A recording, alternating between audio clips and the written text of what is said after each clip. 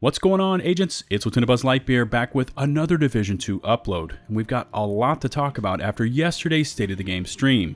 I mean, we've got PTS Phase 2 adjustments, an exotic balance pass, looting and crafting adjustments, and the leaked PvE replayable Skyscraper mode was confirmed yesterday on stream.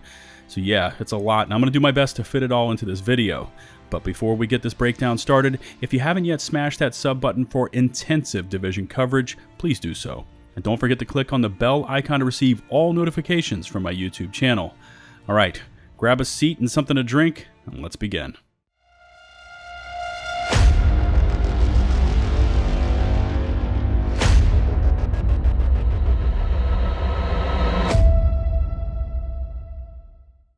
There's currently not a comprehensive list of proposed changes for the PTS Phase 2, so instead I'm going to source what I was able to find over on Reddit, go through these different topics, and give you my general impression. So starting over here on the Reddit thread, and I will leave a link down in the video comment section. Title Update 10 PTS. Impressions of Phase 1. The gear changes have been well received. The feedback has been positive. One of the gear sets was too powerful, Foundry Bulwark, but that was addressed, or will be addressed in Phase 2, and there was an issue with that, with how the shield was healing the character too fast. It was actually discussed on stream, and it was, I guess the way it was coded, it was avoiding the PvP modifier. And then also players saw the potential in the new items. Rifles feedback, they wanted to package the balancing of the M1A with an overall balance pass. I appreciate that. While adjustments to the most popular weapons are never popular, they think that the weapons are in a better place now, and this is also reflected in the feedback. Okay. As listed in the patch notes, the assault rifle, shotguns, and SMGs got a significant buff. Rifles that were underperforming were brought up too, and LMGs also got an increase. Some outliers like the M1A were brought in line. Okay, so they're giving their general impressions of rifles. The brand set, Walker Harris and Company. This one I felt, and I commented on this on my stream on Sunday, it was a bit underwhelming. The one piece is extremely underwhelming at 5% weapon damage, and then the two pieces 5% damage to armor, and the three pieces 5% damage to health. Now, as Bruce correctly identified yesterday on the stream, both damage to armor and damage to health are multiplicative damage bonuses. Damage to armor doesn't help in certain instances, so it only helps against, obviously, armored targets, but when you're dealing with tank NPCs or like doggos or the mini tanks for the for the Black Tusk, those don't have armor bars per se, so that is immediately nullified, whereas damage to health would then kick in. We still have more damage to health and much larger portions that we can find, like on assault rifles. You can also find it on the Hollow Man mask, etc. So my personal feeling is this maybe like 7% would be a good across the board. I haven't really done the mathematics. I haven't tested it at the range. The PTS is offline today for 24 hours so they can get Phase 2 ready. So I might go in there and try it out with my assault rifle maxed out FAMAS build with lots of crit, and see how it compares between the two. There was also some comments about the game difficulty. The feedback from the PTS is that the game is a bit too easy. But I'd also like to put that in perspective. When you're dealing with PTS, especially on PC, you're dealing with probably the most hardcore of the hardcore.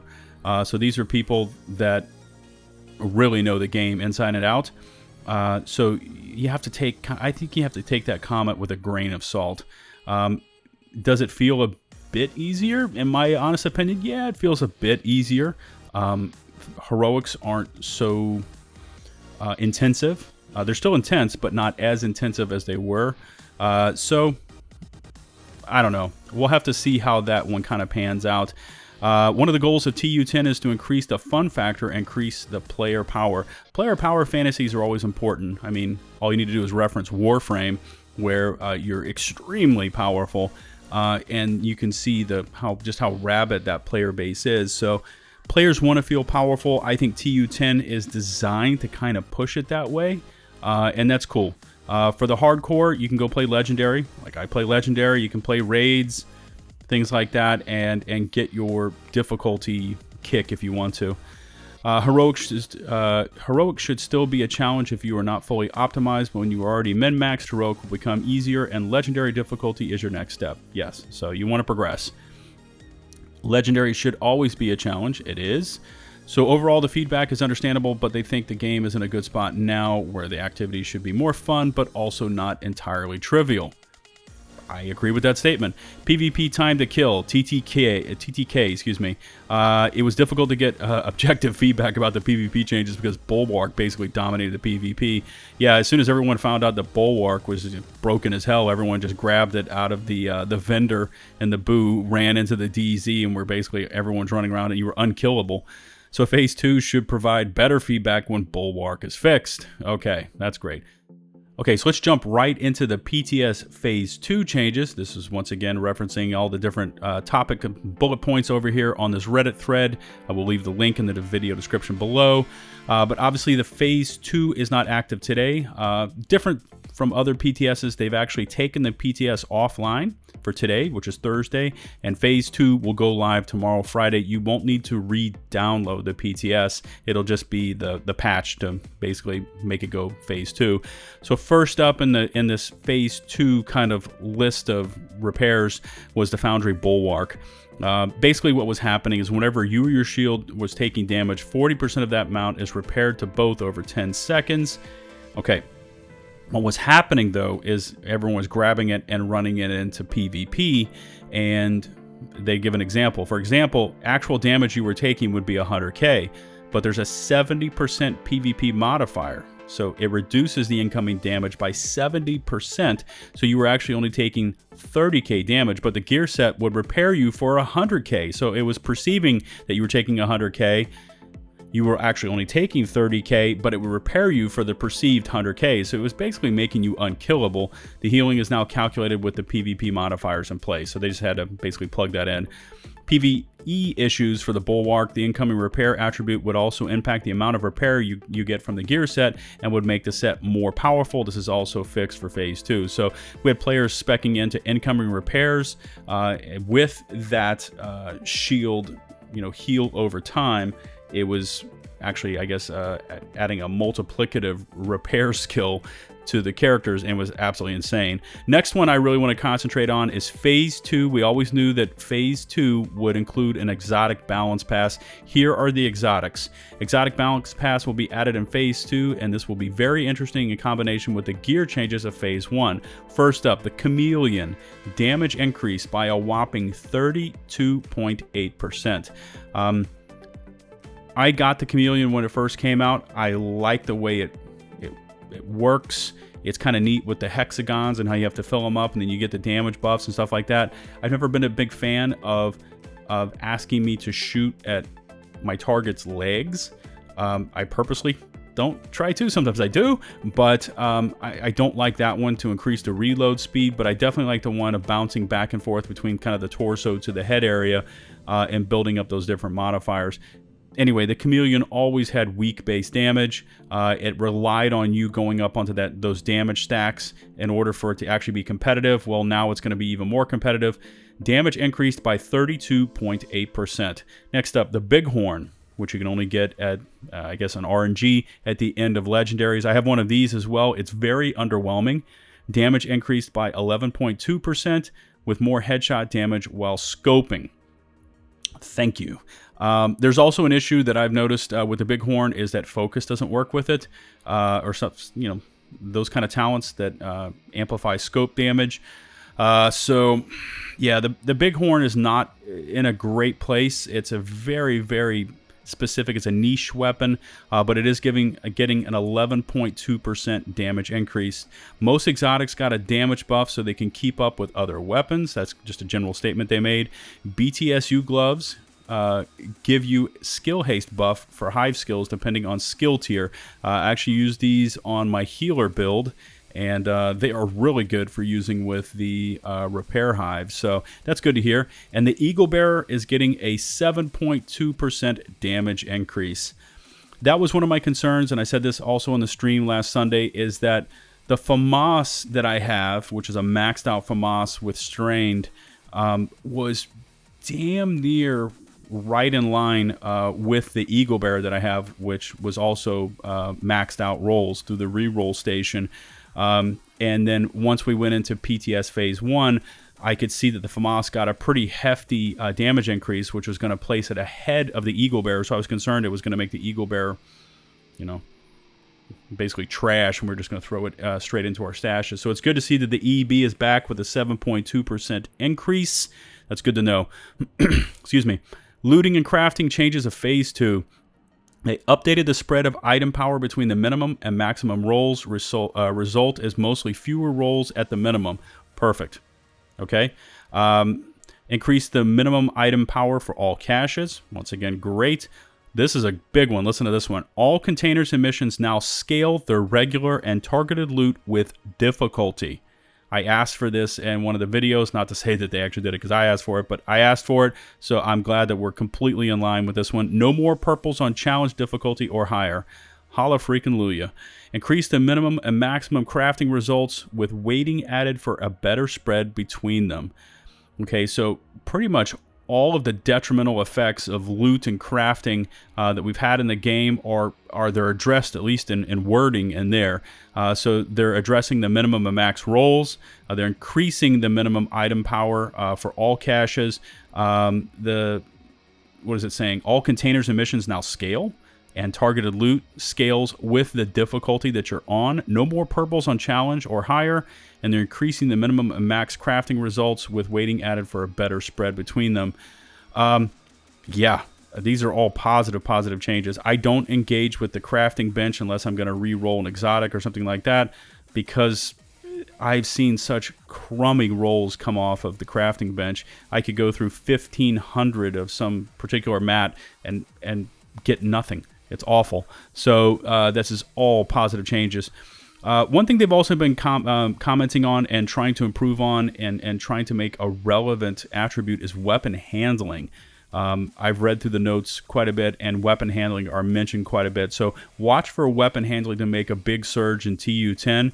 These are their comments on it. The weapon handling was not added in Phase 1, but it will be applied in Phase 2. Basically, if you have 10% weapon handling on your build, listen to this, you get 10% stability, 10% accuracy, 10% reload speed, and 10% weapon swap speed.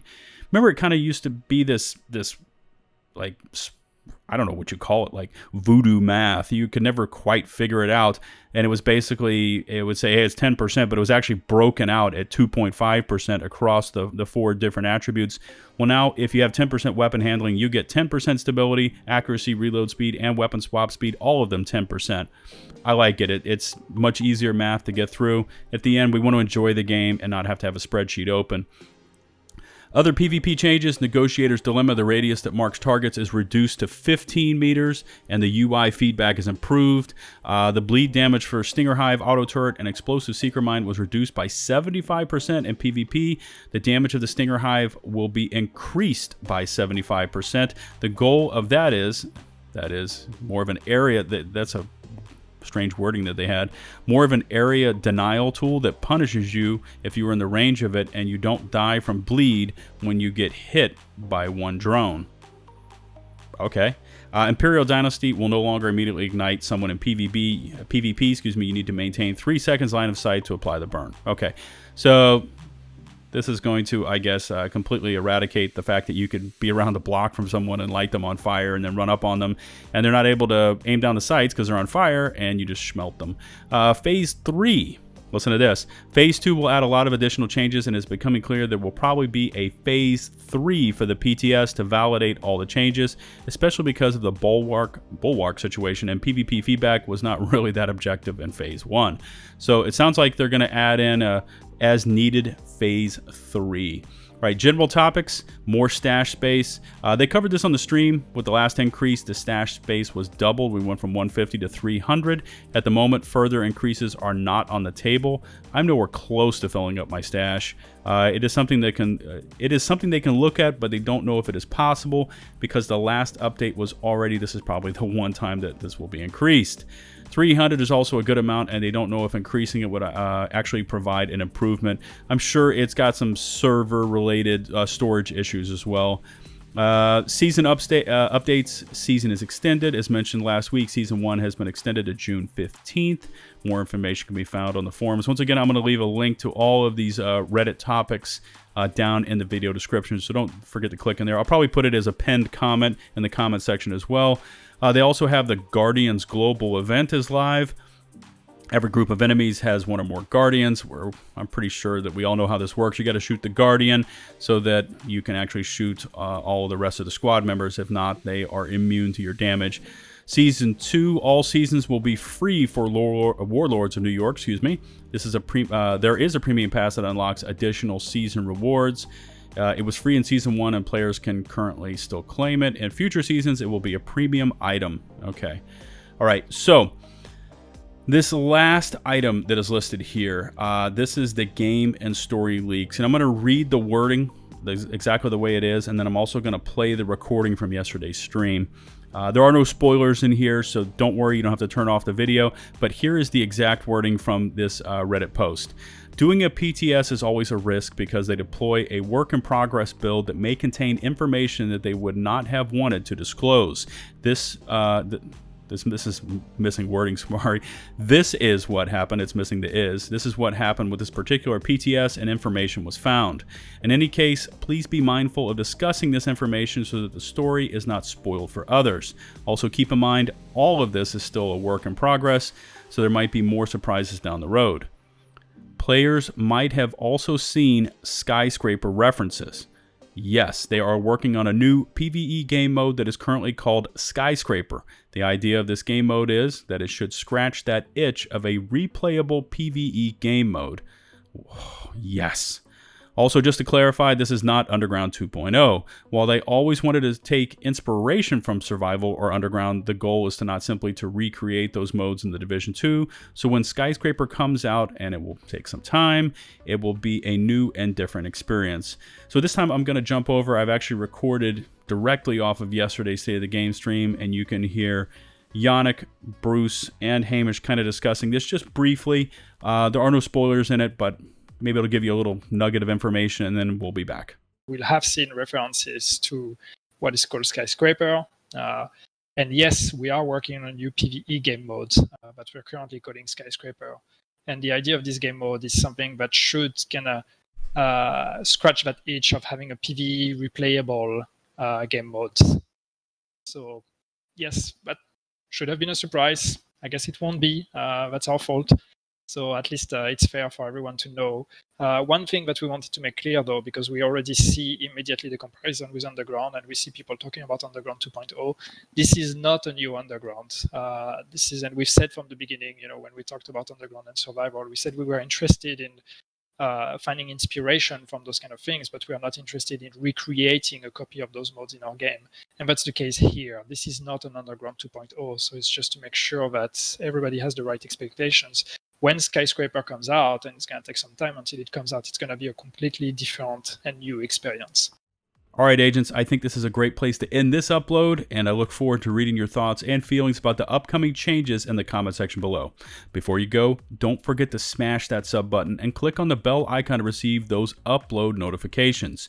If you liked the video, rate it with a thumbs up, if not with a thumbs down. If you feel like supporting my content creation outside of YouTube, check in the video description for links to Patreon and my Teespring merchandise store.